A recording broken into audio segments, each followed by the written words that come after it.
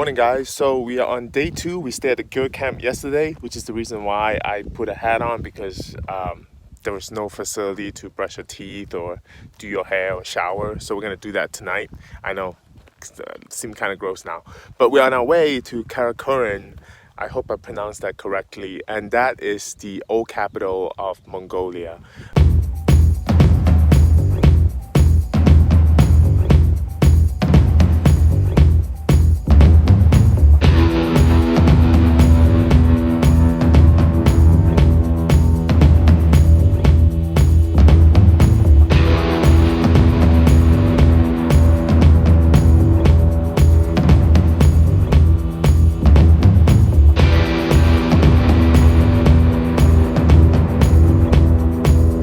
Hey guys, this is Andrew Lim inviting you to go out on a limb. So we have arrived at Karakorum, which is the old capital in Mongolia.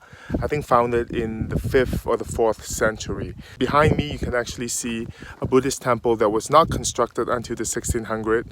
But then again, you know, here in this vast prairie or land or grassland used to stand the oldest empire, or one of the most important empire in Mongolia, called Karakorum. So it was one of the most diverse empire back then. Apparently there were Muslims here, there were Christians, there were Buddhists. They coexisted happily.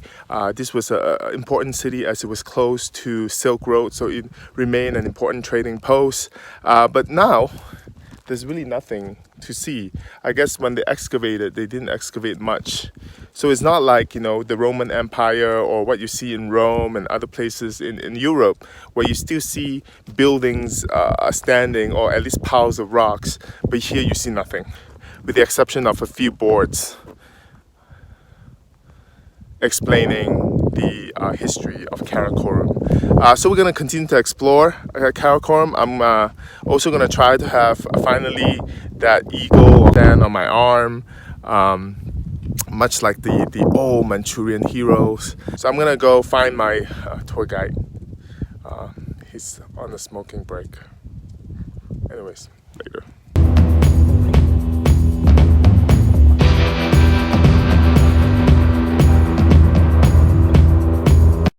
Hey guys, so we're standing in front of the Elsen Temple, which was right next to the old capital of Karakoram. It was constructed in the 1500s, so it was way later. It came much later than the capital, but you know, by the 1800s, 300 years later, it housed somewhat. It housed up to it housed up to 500 buildings. So it's pretty impressive temple at those time. Of course, it went through a religious repression in the 1930s as well, but it survived. So this is a rather amazing temple. So it is believed that Marco Polo came and visited Genghis Khan in the old capital of Karakorum.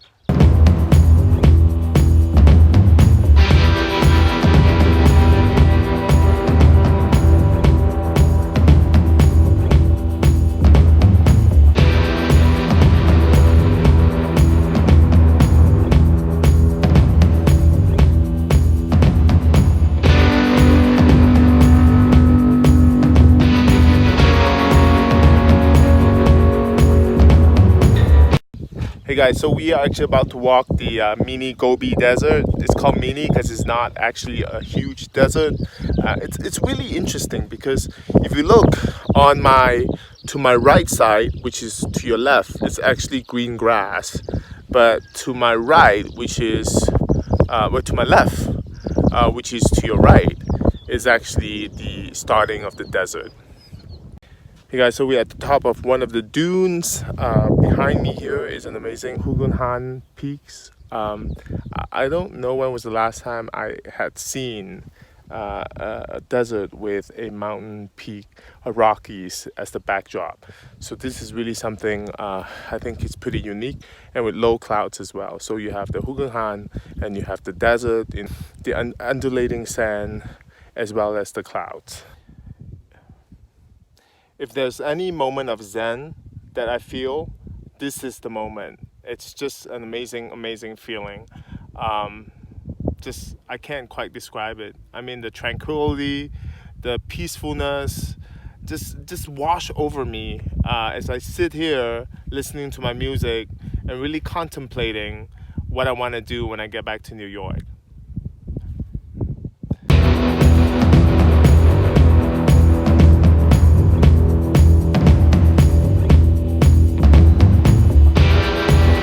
So I'm at the Hustai National Park. So this is about a 50 miles or 75 kilometers ride from Ulaanbaatar.